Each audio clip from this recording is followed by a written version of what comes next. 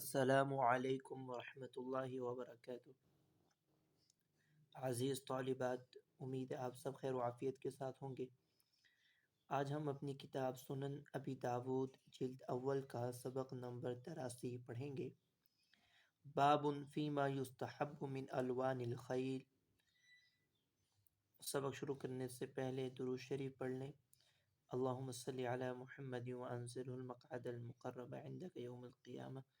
اب ہم اپنے سبق کا آغاز کرتے ہیں۔ بسم اللہ الرحمن الرحیم۔ باب فیما یستحب من الوان الخیل۔ گھوڑوں کے کون کون سے رنگ پسندیدہ ہیں، اس کا بیان، یعنی کون سے رنگوں والے گھوڑے پسند کیے گئے ہیں۔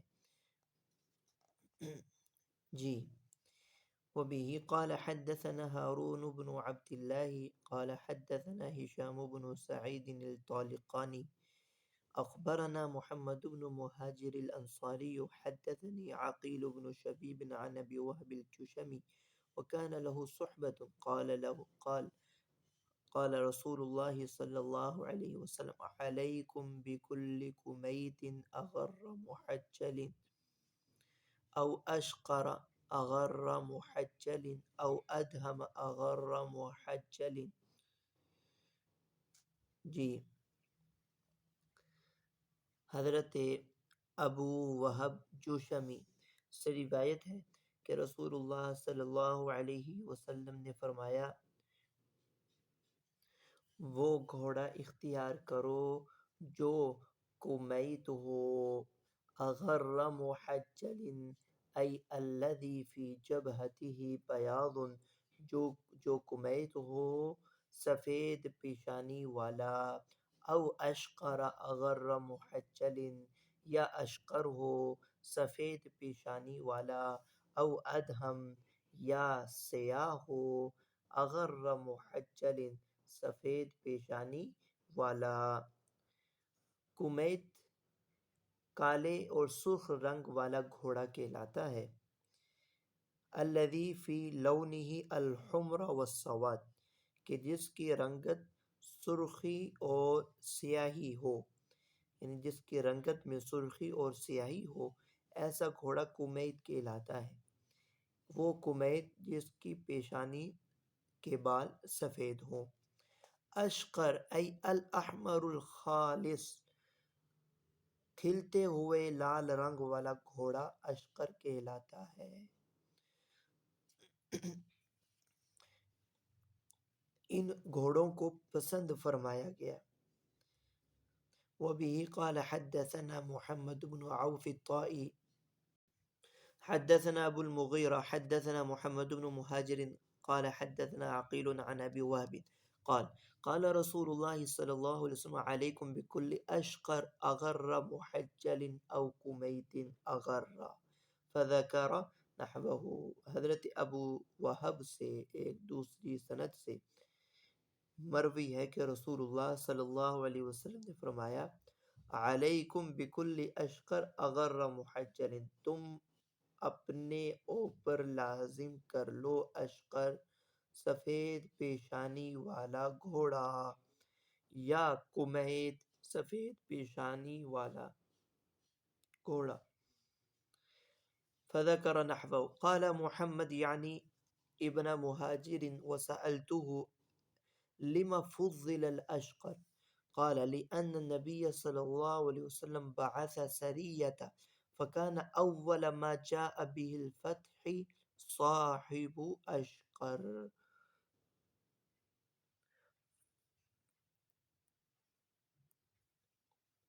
جی، محمد بن مہاجر نے کہا، وہ فرماتے ہیں محمد بن مہاجر، وہ اپنے شیخ اور اپنے استاد عقیل سے سوال کرتے ہوئے کہتے ہیں کہ لما فضل الاشقر، کہ اشقر کو، یہ کھلتے ہوئے سیاہ رنگ والے، کھلتے ہوئے سرخ رنگ والے گھوڑے کو فضیلت کیوں حاصل ہے؟ تو انہوں نے کہا لأن النبي صلى الله عليه وسلم بعث سرية فكان أول ما جاء بالفتح صاحب أشقر، اس لیے کہ رسول اللہ صلی اللہ علیہ وسلم نے ایک مرتبہ دشمنوں کے خلاف ایک دستہ روانہ کیا تو سب سے پہلے جو سوار فتح کی خوشخبری لے کر آیا وہ اشقر گھوڑے پر سوار تھا، یعنی کہ یہ تیز رفتار بھی ہوتا ہے، گھوڑا اچھی نسل کا ہوتا ہے، تیز رفتار ہوتا ہے، اور یہ بھی لکھا ہے سرخ رنگ کے گھوڑوں کی نسل بھی تیزی کے ساتھ بڑھتی ہے، ان کی نسل بھی تیزی کے ساتھ بڑھتی ہے، اس لیے اس گھوڑے کو پسند کیا گیا ہے۔ وبه قال حدثنا يحيى بن معين حدثنا حسين بن محمد عن شيبان عن عيسى بن علي عن أبي عن جده ابن عباس رضي الله تعالى عنهما قال قال رسول الله صلى الله عليه وسلم یمن الخیل فی شقرها، آپ نے یہ فرمایا گھوڑوں کی برکت اشقر گھوڑوں میں، گھوڑوں کی برکت یعنی سرخ رنگ والے گھوڑوں میں ہے۔ اگلا ترجمہ الباب دیکھیں، باب هل تسمى الانثى من الخیل فرسا، کیا گھوڑی کو فرس کا نام دیا جا سکتا ہے، بولا جا سکتا ہے، اس کا بیان۔ وبه قال حدثنا موسى بن مروان الرقي حدثنا مروان بن معاوية عن أبي حيان التيمي حدثنا أبو زرع عن أبي هريرة أن رسول الله صلى الله عليه وسلم كان يسمي الأنثى من الخيل فرسا، حضرت ابو ہریرہ رضی اللہ تعالیٰ عنہ سے روایت ہے کہ رسول اللہ صلی اللہ علیہ وسلم گھوڑی کو بھی فرس کہہ دیا کرتے تھے، گھوڑی کو بھی فرس کہہ دیا کرتے تھے۔ لغت میں فرس صرف گھوڑے یعنی نر پر بولا جاتا ہے، گھوڑی کو فرسا کہا جاتا ہے، لیکن آپ صلی اللہ علیہ وسلم چونکہ مادہ پر بھی لفظ فرس بولتے تھے، اس لیے کہ یہ فضائل جو آپ نے گھوڑوں کی گنائے ہیں ان کا اطلاق گھوڑیوں پر بھی ہوگا، ان کا اطلاق گھوڑیوں پر بھی ہوگا، اس لیے آپ صلی اللہ علیہ وسلم مادہ پر بھی فرس بول دیا کرتے تھے۔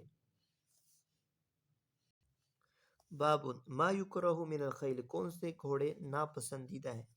عن ابی ہریرہ قال كان النبی صلی اللہ علیہ وسلم یکرہ الشکال من الخیل والشکال یکون الفرس في رجله اليمنى بياض وفي يده اليسرى بياض او في يده اليمنى وفي رجله اليسرى۔ جی، حضرت ابو ہریرہ رضی اللہ تعالیٰ عنہ سے روایت ہے کہ رسول اللہ صلی اللہ علیہ وسلم شکال گھوڑے کو ناپسند فرماتے تھے، اور شکال وہ گھوڑا ہوتا ہے جس کی پچھلی داہنی ٹانگ سفید ہو اور اگلی بائیں ٹانگ میں سفیدی ہو۔ شکال وہ گھوڑا ہوتا ہے جس کی پچھلی دائیں ٹانگ اور اگلی بائیں ٹانگ میں سفیدی ہو، او فی یدہ الیمنی وفی رجلہ الیسری، یا اس کے برعکس ہو، یعنی اگلی دائیں ٹانگ اور پچھلی بائیں ٹانگ میں سفیدی ہو۔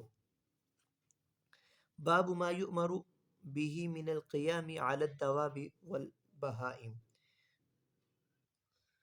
جانوروں اور چوپایوں کی اچھی طرح دیکھ بھال کرنی چاہیے اور ان کے حقوق ادا کرنے چاہیے، اس کا بیان۔ عن ابی کبشۃ السلولی عن سہل بن حنظلیہ قال مر رسول اللہ صلی اللہ علیہ وسلم ببعیر قد لحق ظہره ببطنه قال اتقوا اللہ فی هذه البہائم المعجمة فارکبوها صالحة وکلوها صالحة۔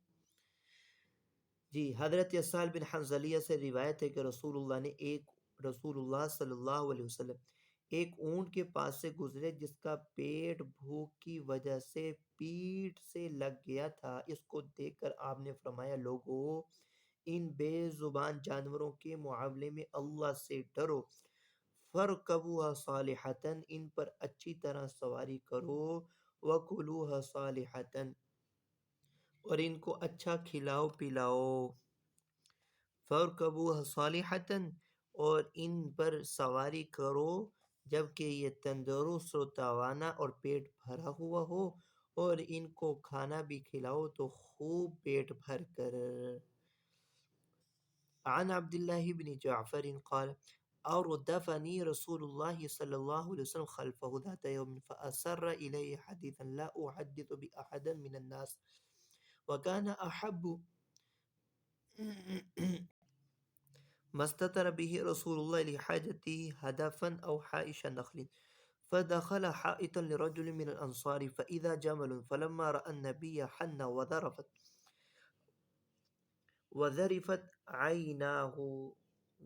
وذرفت عيناه فأتاه النبي فمسح ذفراه فسكت فقال من رب هذا الجمل لمن هذا الجمل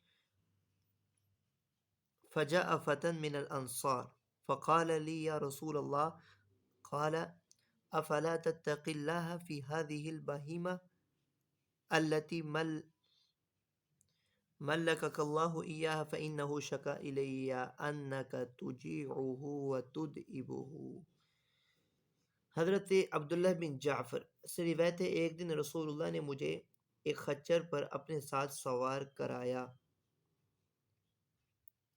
اور چپکے سے ایک بات بتائی جو میں نے کسی کو نہیں بتائی، لا احدث بأحد من الناس، جو بات میں آئندہ بھی کسی کو نہیں بتاؤں گا۔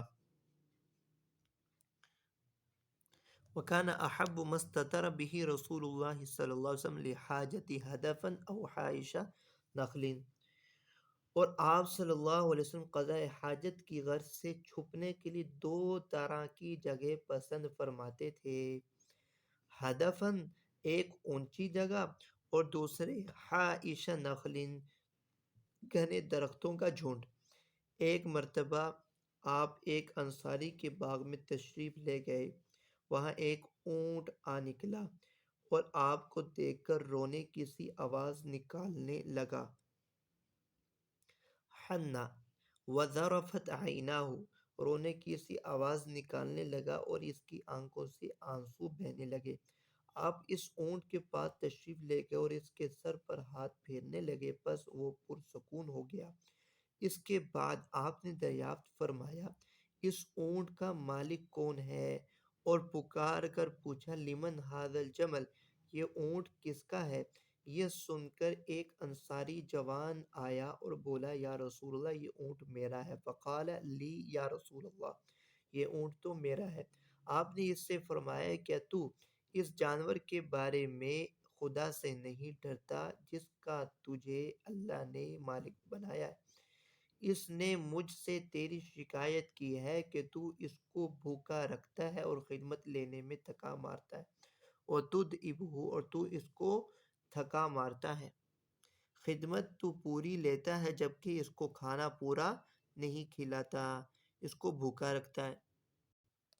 عن ابی ہریرہ ان رسول اللہ صلی اللہ علیہ وسلم قال بینما رجل یمشی بطریق فاشتد علیہ العطش فوجد بئرا فنزل فيها فشرب ثم خرج فإذا كلب يلهث يأكل الثرى من العطش فقال الرجل لقد بلغ هذا الكلب من العطش مثل الذي كان بلغني، فنزل البئر وملأ خفه فأمسكه بفيه حتى رقي فسقى الكلب فشكر الله له فغفر له قالوا يا رسول الله وإن لنا في البهائم لأجرا قال في كل ذات كبد رطبة أجر۔ حضرت ابو ہریرہ رضی اللہ تعالیٰ عنہ سے روایت ہے کہ رسول اللہ نے فرمایا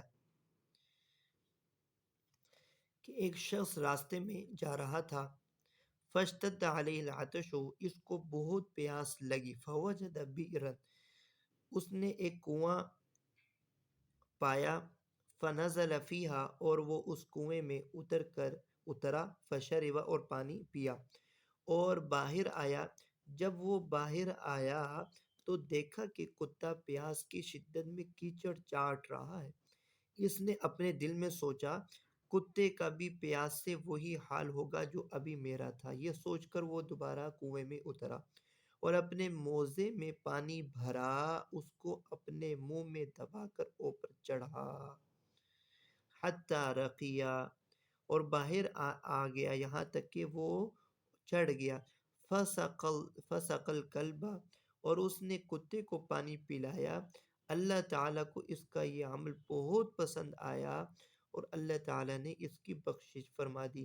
صحابہ نے دریافت کیا، یا رسول اللہ، کیا جانوروں کے ساتھ حسن سلوک میں بھی ہمارے لیے اجر ہے؟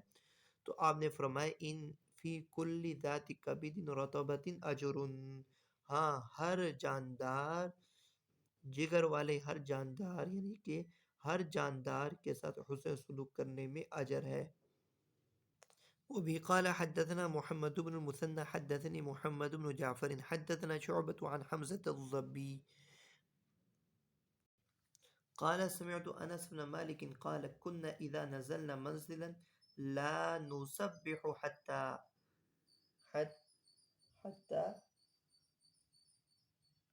نحل الرحال۔ حضرت انس بن مالک سے روایت ہے، جب ہم کسی سفر میں منزل پر اترتے تو کوئی نفل نماز نہ پڑھتے جب تک کہ اونٹوں پر سے کجاوے نہ اتار لیتے، جب تک کہ اونٹوں سے کجاوے نہ اتار لیتے، تاکہ اونٹوں کو تکلیف نہ ہو اور وہ وہاں اب وہ اگر چرنا چاہیں تو وہ آسانی سے چر سکیں۔ باب فی تقلید الخیل بالاوتار، جانوروں کے گلے میں تانت کے گنڈے ڈالنے کا بیان۔ اوتار سے مراد ہے کمان کی جو تار ہوتی ہے، اس طرح کی تار وغیرہ جانوروں کے گلے میں ڈالنا یہ ممنوع ہے، منع فرمایا گیا ہے کہ بسا اوقات وہ ان کے گلوں کو کاٹ سکتی ہے، زخمی کر سکتی ہے، نقصان پہنچا سکتی ہے۔ اس لیے یہ ترجمۃ الباب قائم کیا امام ابو داود نے کہ جانوروں کے گلے میں تاند کے گنڈے ڈالنے کی ممانعت۔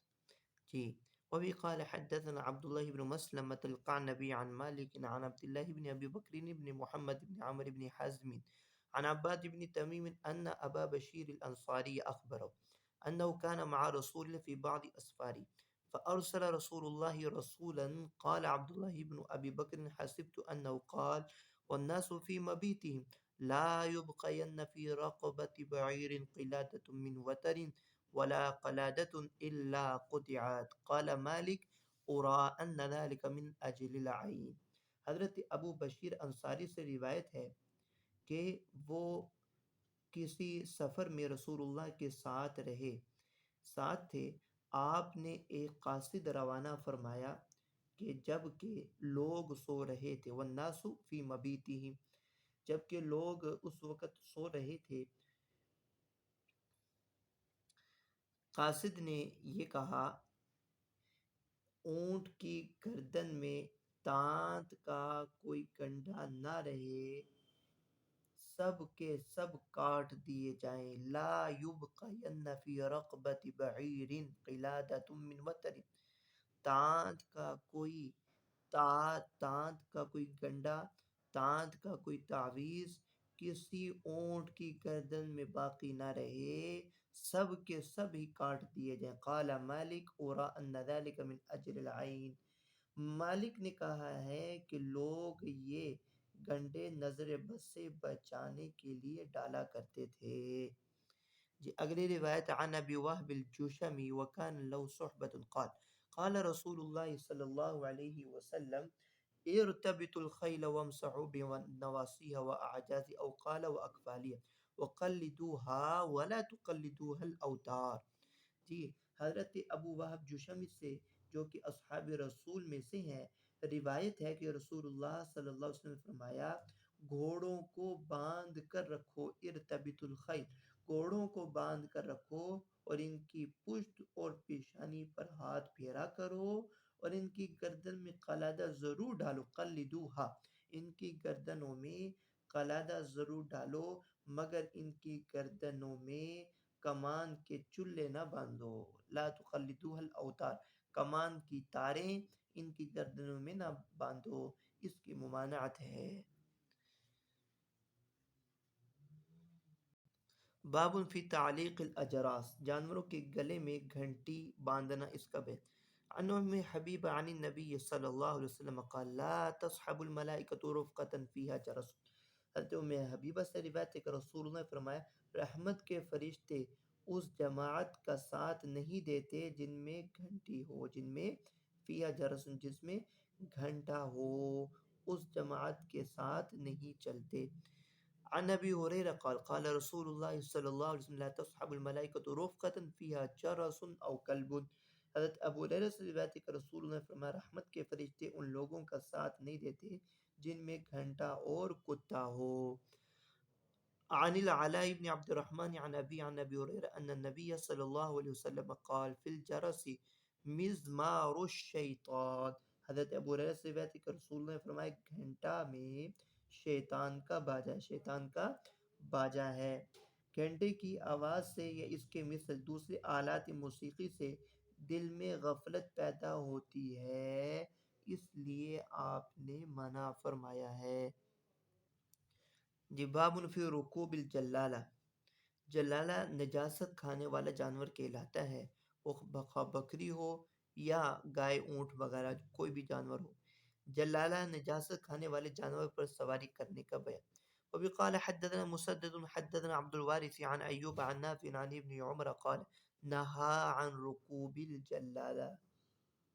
حضرت ابن عمر رضی اللہ تعالی عنہ فرماتے ہیں نوحی عن رکوب الجلالہ کہ نجاست کھانے والے جانوروں پر سواری کرنا ممنوع ہے۔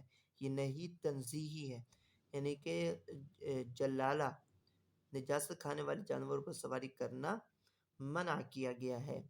عن نافع عن ابن عمر قال نہا رسول اللہ صلی اللہ علیہ وسلم عن الجلالہ فی الابل ان یرکب علیہا۔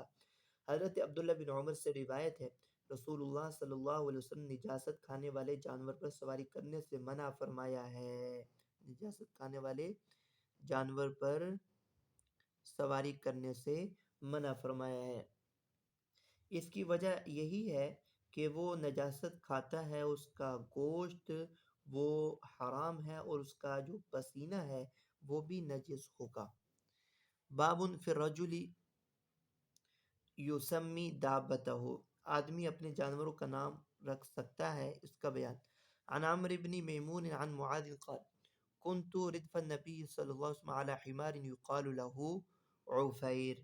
حضرت معاذ سے روایت ہے میں رسول اللہ صلی اللہ علیہ وسلم کے ساتھ ایک ایسے گدھے پر سوار تھا جسے عفیر کہا جاتا ہے، جسے عفیر کہا جاتا ہے، اس گدھے پر میں آپ صلی اللہ علیہ وسلم کے ساتھ سوار تھا۔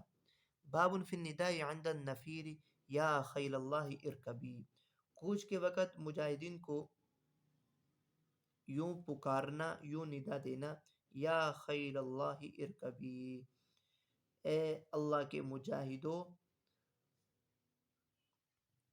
کوچ کرو۔ عن سمرة بن جندب اما بعد فإن النبي صلى الله عليه وسلم سمى خيلنا خيل الله إذا فزعنا، وكان رسول الله يأمرنا إذا فزعنا بالجماعة والصبر والسکینہ وَإِذَا قَاتَلْنَا۔ حضرت سمرہ بن جندب سے روایت ہے کہ رسول اللہ صلی اللہ علیہ وسلم ہمیں گھبراہٹ کے وقت یوں کہہ کر پکارتے کہ اے اللہ کے گھوڑ سوار۔ اسی طرح رسول اللہ صلی اللہ علیہ وسلم گھبراہٹ اور خوف کے وقت میں ہمیں اتحاد و اتفاق سے رہنے کا حکم فرماتے، اتحاد و اتفاق سے رہنے کا حکم بھی فرماتے، اور قتال کے وقت صبر کا اور تحمل کے ساتھ رہنے کا، صبر اور تحمل کی تعلیم فرماتے۔ باب النہی عن لعن البہیمہ، جانور پر لعنت کرنے کی ممانعت کا بیان۔ وہ بھی قال حدثنا سلیمان بن حرب حدثنا حماد عن ایوب عن ابی قلابة عن ابی المہلب عن عمران بن حسین أن النبي صلى الله عليه وسلم كان في سفر فسمع لعنة فقال ما هذه؟ قالوا هذه فلانة لعنت راحلتها. فقال النبي ضعوا عنها فإنها ملعونة، فوضعوا عنها. قال عمران فكأني أنظر إليها ناقة ورقاء۔ حضرت عمران بن حسین سے روایت ہے کہ رسول اللہ ایک سفر میں تھے، آپ نے لعنت کی آواز سنی۔ آپ نے پوچھا یہ کیا ہے؟ لوگوں نے عرض کیا فلاں عورت نے اپنی سواری پر لعنت کی۔ آپ نے فرمایا اس عورت پر سے پالان اتار لو، ضعوا عنہا، اس عورت پر سے پالان اتار لو کیونکہ وہ خود ملعون ہے۔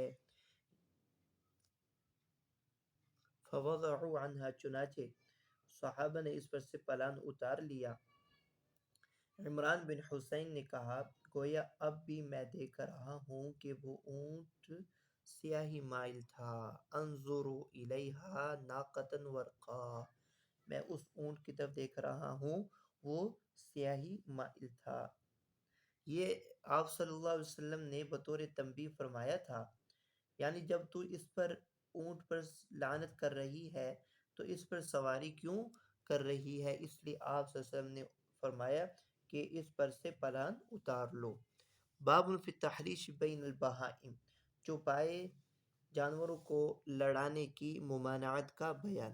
عن مجاہد عن ابن عباس قال نہا رسول اللہ صلی اللہ علیہ وسلم عن التحریش بین البہائم۔ ابن عباس سے روایت ہے کہ رسول اللہ نے چوپایوں کو آپس میں لڑانے سے منع فرمایا۔ نہا عن التحریش بین البہائم، چوپایوں کو آپس میں لڑانے سے منع فرمایا۔ باب فی وسم الدواب، باب فی وسم الدواب، جانوروں پر علامت لگانا، اس کا بیان۔ عن هشام بن زید عن انس قال اتيت النبي صلى الله عليه وسلم باخ لي حين ولد ليحنكه فاذا هو في مربد يسم غنما احسبه قال في اذانها۔ جی، حضرت انس بن مالک سے روایت ہے جب میرا چھوٹا بھائی پیدا ہوا تو میں اس کو تحنیک کرانے کے لیے آپ کے پاس لایا، دیکھا تو آپ جانوروں کی تھان پر ہیں۔ مربد باڑے کو کہتے ہیں۔ آپ صلی اللہ علیہ وسلم جانوروں کے باڑے میں ہیں اور یسیم غنمن احسبہ قال فی آذانہا، اور آپ بکریوں کے کانوں پر داغ لگا رہے ہیں، یعنی نشان لگا رہے ہیں۔ شناخت کی غرض سے داغ اور نشان لگائے جاتے تھے۔ جی، لیحنکہ، تحنیک کھجور یا چھوارا چبا کر تبرک کے طور پر بچے کے منہ میں ڈالنا، یہ مستحب عمل ہے۔ وبه قال حدثنا محمد بن كثير اخبرنا سفيان عن ابي الزبير عن جابر ان النبي صلى الله عليه وسلم مر عليه بحمار قد وصم في وجهه فقال اما بلغكم اني لعنت من وسم البهيمة في وجهها او ضرب في وجهها فنهى عن ذلك۔ جی، حضرت جابر رضی اللہ تعالی عنہ سے روایت ہے کہ رسول اللہ کے پاس سے ایک گدھا گزرا، قد وسم فی وجہ، جس کے چہرے پر داغ لگایا گیا تھا۔ آپ نے فرمایا کیا تم کو پتہ نہیں کہ میں نے اس شخص پر لعنت کی ہے جو جانوروں کے چہرے پر داغ لگائے؟ من وسم البہیمۃ فی وجہ، جانوروں کے چہرے پر داغ لگائے اور ان کے چہروں پر مارے۔ بس آپ صلی اللہ علیہ وسلم نے اس کی ممانعت فرما دی، یعنی کہ جانوروں کے چہرے پر مارنا اور چہرے پر داغ لگانا۔ باب فی کراہیت الحمر تنزع علی الخیل، گھوڑیوں کا گدھے سے جفتی کرانا۔ عن علی بن ابی طالب قال اہدیت لرسول اللہ صلی اللہ علیہ وسلم بغلۃ فرکبها فقال علی لو حملنا الحمیر علی الخیل فكانت لنا مثل هذه۔ قال رسول اللہ صلی اللہ علیہ وسلم انما يفعل ذلك الذين لا يعلمون، الذين لا يعلمون۔ حضرت علی رضی اللہ تعالیٰ عنہ سے روایت ہے کہ رسول اللہ کے واسطے ایک خچر تحفے میں آیا، بس آپ اس پر سوار ہوئے تو حضرت علی رضی اللہ تعالی عنہ نے فرمایا لو حملنا الحمیر علی البخیل فکانت لنا مثل هذه، کاش کہ ہم بھی گدوں کو گھوڑیوں پر چڑھاتے، یعنی جفتی کراتے، گدوں اور گھوڑیوں کی، تو ہمارے پاس بھی خچر ہوتے۔ یہ سن کر آپ صلی اللہ علیہ وسلم نے فرمایا انما یفعل ذلک الذین لا یعلمون، یہ کام تو وہ کرتے ہیں جو جانتے نہیں ہیں۔ یعنی مطلب یہ ہوا کہ گھوڑا جو ہے وہ خچر سے زیادہ قیمتی بھی ہے، قوت اور طاقت میں بھی زیادہ ہے، کارآمد بھی ہے۔ تو ایسا کام کرنا یعنی کہ گدوں گدوں سے گھوڑیوں کی نسل کا چلانا یہ زیادہ پسندیدہ نہیں، اس سے اچھا اور پسندیدہ یہی ہے کہ گھوڑوں اور گھوڑیوں کی آپس میں نسل جفتی کرائی جائے تاکہ گھوڑوں کی نسل آگے بڑھے۔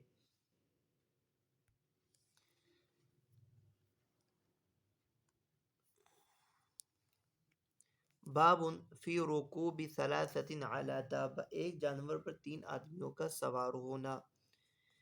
جی، عن عاصم بن سلیمان عن مورق یعنی العجلی حدثني عبد الله بن جعفر قال كان النبي صلى الله عليه وسلم إذا قدم من سفر استقبل بنا فأينا استقبل أولا جعله أمامه فاستقبل بي فحملني أمامه ثم استقبل بحسن أو حسين فجعل خلفه فدخلنا المدينة وإنا لكذلك۔ جی، حضرت عبداللہ بن جعفر سے روایت ہے رسول اللہ صلی اللہ علیہ وسلم جس وقت سفر سے آتے تو ہم بچوں کو آپ کی استقبال کے لیے بھیجا جاتا۔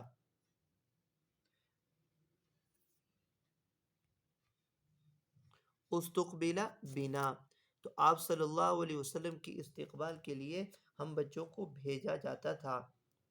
فَأَيُّنَا اسْتَقْبَلَ أَوَّلًا جَعَلَهُ أَمَامَهُ، ہم میں سے جو پہلے استقبال کرتا آپ اس کو اپنے آگے سواری پر بٹھا لیتے تھے، پس میں پہلے پہنچا تو آپ نے مجھے اپنے آگے بٹھا لیا، اس کے بعد حسن یا حسین آئے، آپ نے ان کو اپنے پیچھے بٹھایا، اس طرح ہم مدینہ میں داخل ہوئے۔ یعنی ایک اونٹ پر ہم 3 آدمی سوار تھے۔ باب فی الوقوف علی الدابہ، جانور پر بیکار بیٹھے رہنے کی ممانعت۔ عن ابی ہریرہ عن النبی صلی اللہ علیہ وسلم قال ایایا ان تتخذوا ظہور دوابکم منابر فإن الله إنما سخرها لكم لتبلغكم إلى بلد لم تكونوا بالغي إلا بشق الأنفس وجعل لكم الأرض فعليها فقضوا حاجاتكم۔ جی، حضرت ابو ہریرہ رضی اللہ عنہ سے روایت ہے کہ رسول اللہ نے فرمایا اپنے جانوروں کی پیٹھوں کو ہرگز ممبر نہ بناؤ۔ ان تتخذوا ظہور دوابکم منابر، اپنے جانوروں کی پیٹھوں کو ہرگز ممبر نہ بناؤ، یعنی ان کی وجہ سے بلا وجہ ان کی پیٹھوں پر بلا وجہ مت بیٹھو۔ ان اللہ انما سخرها لكم لتبلغكم الى بلد لم تكونوا بالغيه الا بشق الانفس، کیونکہ اللہ تعالی نے ان کو تمہارے لیے اس لیے مسخر کیا تاکہ تم ایک شہر سے دوسرے شہر تک بآسانی جا سکو، یعنی سواری کے لیے اللہ نے ان کو تمہارے مسخر کیا ہے، جب تم اس کے بغیر آسانی سے جہاں تم ان کے بغیر آسانی سے نہیں پہنچ سکتے ہو، اور اللہ تعالی نے تمہارے لیے زمین کو جائے قرار بنایا ہے۔ فَقْضُوا حَاجَاتِكُمْ، پس اس پر اپنی ضرورت پوری کرو۔